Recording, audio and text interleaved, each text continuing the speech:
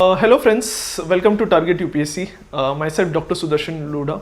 As prelims is postponed and most of you have started answer writing, I thought of making this video with respect to answer writing, and we would cover 5 important tips you should follow while writing answers, and that would improve your marks in mains preparation by at least 40 to 50 marks.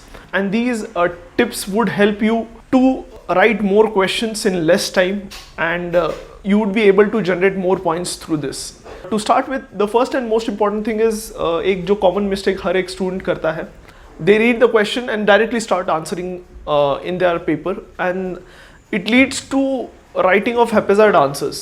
So first and the most important tip which I would like to suggest to you is give 30 seconds to frame your answer, to structure your answer. You, in this 30 seconds, you read the questions carefully, you decide what could be your introduction, body के क्या 3 part उन्होंने पूछे हैं, and conclusion में आप क्या लिख सकते हो. तो ये structuring बहुत important है. Many students, they fill the paper, write 20 questions, still are not able to clear the exams because they are not addressing the demand of the question. The most important thing, I have gone through all the papers of the toppers and my experience itself. जिस paper में मैं address कर पा रहा था questions को, उस paper में मुझे सबसे ज़्यादा नंबर आए हैं. एंड इर्रेस्पेक्टिव कि मैंने कितने पेजेस लिखे, कितने कम वर्ड्स लिखे, इवन इफ 150 वर्ड्स का क्वेश्चन है, if I write 120 words, but I am able to address what has been asked. Second important tip जो मैं आपको देना चाहता हूँ is with respect to introduction. Introduction में एक प्रॉब्लम हर एक स्टूडेंट फेस करता है, एंड वो क्या करते हैं कि वही जो लाइन सेंटेंस में दी है, जो लाइन क्वेश्चन में दी है, उसी को दे ट्राई टू उसी को रिफ्रेम करके फिर से लिख देते हैं. That is not the right way to start a introduction. 3-4 types के इंट्रोडक्शन हो सकते हैं. उसमें सबसे इंपॉर्टेंट है फर्स्ट कि डेफिनेशंस का आप यूज़ कर सकते हो. इथिक्स में definition is very much important. Secondly, आप किसी डेटा से स्टार्ट कर सकते हैं, किसी रिपोर्ट के फैक्ट से स्टार्ट कर सकते हैं, कोई कमिटी के रिकमेंडेशन से स्टार्ट कर सकते हैं, या कोई करंट एग्जाम्पल से स्टार्ट करते हैं. तो ये 3-4 टाइप के इंट्रोडक्शन आप लिख सकते हो. सेकेंडली, इंट्रोडक्शन 2 से 3 लाइन से बड़ा नहीं चाहिए. एक कॉमन मिस्टेक सो हर एक स्टूडेंट करता है कि उनका आधा पेज इंट्रोडक्शन होता है. इंट्रोडक्शन 2 से 3 लाइन, मैक्सिमम 4 लाइन, उससे बड़ा इंट्रोडक्शन नहीं चाहिए. थर्ड इंपॉर्टेंट चीज़ जो आती है वो है मेन बॉडी. तो जो मेन क्रक्स होता है आंसर का, वो बॉडी में लिखना है. You have to divide answer into 2 to 3 sub headings. If I take an example कि सिटीजन चार्टर का क्वेश्चन आया था, उसमें उन्होंने पूछा था what are the limitations and what are the measures to improve the citizen charter. तो आपको क्या करना है कि आपको जो भी वर्ड क्वेश्चन में दिया है, जैसे दे have asked limitations of citizen charter, तो आपको लिमिटेशन ऑफ सिटीजन चार्टर लिखना है, उसको बॉक्स करना है, एंड उसके नीचे पॉइंट्स में आंसर लिखना है कि व्हाट आर द लिमिटेशंस. तो there could be 5 limitations, you write 1, 2, 3, 4, 5. उसके बाद दे हैव आस्क्ड मेजर्स, तो यू राइट मेजर्स, उसको एक बॉक्स बना दो, उसके नीचे 5 मेजर्स लिख लो, एंड लास्ट में कंक्लूजन आएगा. So body has to be divided into 2 to 3 sub headings, and these sub headings have to be, उनको बॉक्स के अंदर मतलब उसको डिमार्केट करना है, उनको हाईलाइट करना है, एंड उस सब हेडिंग के अंदर आपको पॉइंट्स में लिखना है. तो writing in points is the most important thing. जितना आप पॉइंट्स में लिखोगे उतने ज़्यादा नंबर आएंगे. तो बॉडी के बारे में आपको याद रखना है कि you have to identify from the question कि क्या 2 से 3 सब हेडिंग्स होंगे, और उस सब हेडिंग्स के अंदर आपको पॉइंट्स में लिखना है. फॉर अ 10 मार्कर क्वेश्चन आपको 10 to 12 पॉइंट्स लिखना है. For a 15 marker question 15 to 16 points लिखने हैं. इतने पॉइंट्स लिखना मस्ट है. अगर आप 3 से 4 पॉइंट लिखोगे, there is less chance you would get good marks. तो मेक श्योर आप पॉइंट्स लिखो. पॉइंट्स का जो लेंथ होता है वो 2 लाइन से बड़ा नहीं चाहिए. ऐसा नहीं होना चाहिए कि आपका एक ही पॉइंट 5 लाइन का है. इट शुड बी क्रिस्प, वो बहुत ज़्यादा क्रिस्प आपका पॉइंट चाहिए. तो 2 लाइन्स का ही पॉइंट चाहिए. तो इफेक्टिवली आपको आंसर लिखना है. सेकेंडली, उस पॉइंट में अगर आपको लग रहा है कोई इंपॉर्टेंट वर्ड है जिसको आप हाईलाइट करना चाहते हो, तो उसको अंडरलाइन करना है. जो सब हेडिंग है उसको बॉक्स करना है. इंपॉर्टेंट पॉइंट जो है आपको लग रहा है उसमें से एक ही वर्ड आपको अंडरलाइन करना है. तो ये एक इंपॉर्टेंट चीज आपको पता चाहिए. कंक्लूजन में आपको पता चाहिए कि आपको कंक्लूजन में you have to write a futuristic conclusion, optimistic conclusion, and you have to go 1 step ahead. तो जैसे भी सिटीजन चार्टर का क्वेश्चन था, तो आपको ये बताना है कंक्लूजन में कि citizen charter could be a tool for good governance. तो ये आपको एक मतलब कंक्लूजन में लिख सकते हैं कि how citizen charter might lead to citizen empowerment also. तो एक फ्यूचरिस्टिक कंक्लूजन लिखना है आपको, साइड बाय साइड आप कंक्लूजन में ARC का भी रिकमेंडेशन, बहुत सारे कमिटीज़ का रिकमेंडेशन दे सकते हैं कि जिन्होंने सिटीजन चार्टर को प्रमोट किया है, रिकमेंड किया है। जो भी कंक्लूजन होगा वो ऑप्टिमिस्टिक होगा, फ्यूचरिस्टिक होगा and on a broader scale होगा। तो ये चीज़ आपको याद रखना है जब भी आप कंक्लूजन के बारे में लिख रहे हो। नेक्स्ट इंपॉर्टेंट चीज़ जो आती है with respect to diagrams, flow charts कितने ड्रॉ करने चाहिए।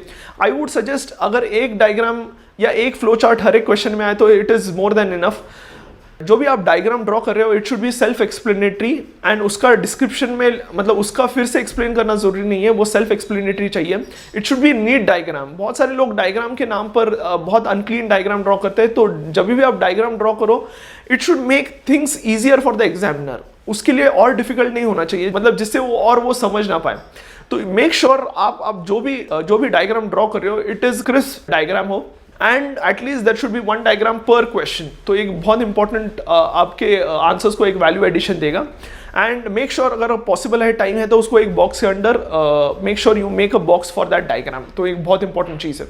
और एक चीज़ स्टूडेंट्स पूछ रहे हैं कि सर मेरा हैंड राइटिंग खराब है, मतलब would that affect my answer writing. I would say वो नेगेटिवली अफेक्ट नहीं करेगा, लेकिन मेक श्योर आपका अलाइनमेंट सही है।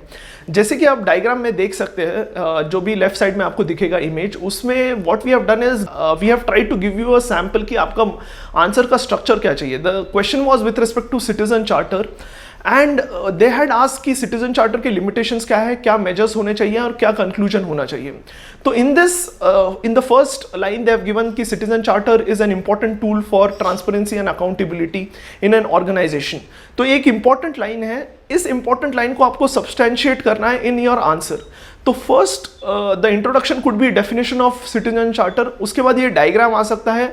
इस डायग्राम में हमने दिया है कि जैसे कि आप देख सकते हैं कि how citizen charter is leading to transparency and accountability. ये एक हमने जर्नी एक्सप्लेन की है डायग्राम थ्रू कि सिटीजन चार्टर से सिटीजन अवेयरनेस बढ़ता है about their services, about their rights. It leads to citizen empowerment also, it leads to setting up of standards for the services also, and all these three things leads to transparency and accountability, thus indirectly leading to good governance. So एक simple diagram would explain कि how citizen charter is an important tool for transparency and accountability and how citizen charter would lead to good governance. तो एक diagram हमने explain कर दिया। Secondly, heading क्या आएगा, limitation, उसके अंदर हमने points लिख लिए, measures उसके अंदर points लिख लिए। कंक्लूजन में हमने क्या लिख लिया, ARC का रिकमेंडेशन जैसे सेवोत्तम मॉडल हो गया, या फिर दिल्ली गवर्नमेंट का राइट टू सर्विस जो नया उन्होंने एक्ट लाया था मध्य प्रदेश गवर्नमेंट और दिल्ली गवर्नमेंट ने, हमने वो ऐड कर लिया कंक्लूजन में। एंड कंक्लूजन में you can write about good governance and ethical governance and how citizen charter along with other instruments such as social audit and RTI would help in ensuring accountability and ensuring good governance। तो ये एक important way of writing है। अगर इस structure में आप लिखोगे आपके मेंस के answer both for GS and for your optional, definitely आपके मार्क्स मिलेंगे।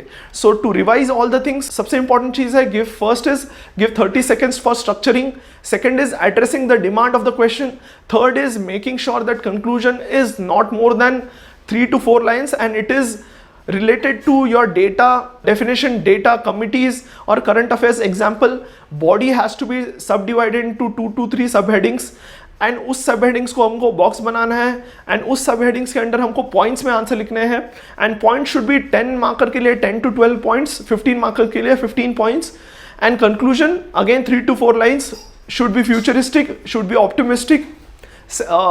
One more point is with respect to diagrams, जो भी एक सब हेडिंग्स है, लिमिटेशन को भी आप डायग्रामेटिकली थ्रू रिप्रेजेंट कर सकते हो या मेजर्स को डायग्रामेटिकली रिप्रेजेंट कर सकते हो। तो कोई भी एक चीज आप डायग्रामेटिकली रिप्रेजेंट कर सकते हो। तो this should be your way of answering as you would see in the screen. आपको पता चल जाएगा किस स्ट्रक्चर में आंसर लिखना है। अगर आपके कोई और डाउट्स है please write in the comment box, we will try to make one more video for it. लेकिन ये स्ट्रक्चर फॉलो करना बहुत इंपॉर्टेंट है। Hopefully you like this video, please like and share our YouTube channel and Telegram channel. Thank you.